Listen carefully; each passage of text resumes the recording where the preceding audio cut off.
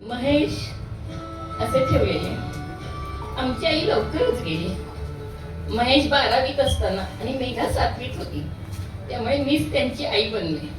नुसती त्यांचीच आई नाही तर माझीही 2 मुलं होती, पुष्कर आणि रुजुता. या चौघांची मी आई झाली.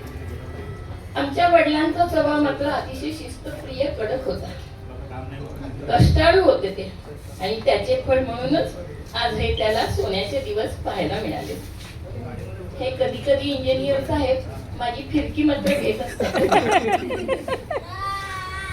आणि स्वतःच्या भाऊजींना म्हणजे माझ्या मिस्टरांना दिलेल्या वचनाप्रमाणे कायम हा भाऊ कायम पाठीला का आहे.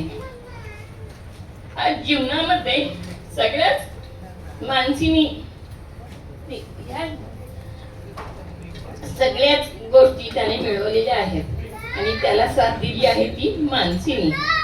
दोन्ही मुली जावई वेल सेटअप आहेत. अशा या माझ्या भावाला 60व्या वाढदिवसानिमित्त पुन्हा एकदा शुभचिंतन इच्छित आहे. त्याला उदंड आयुष्य लाभू दे, आरोग्य निरोगी राहू दे.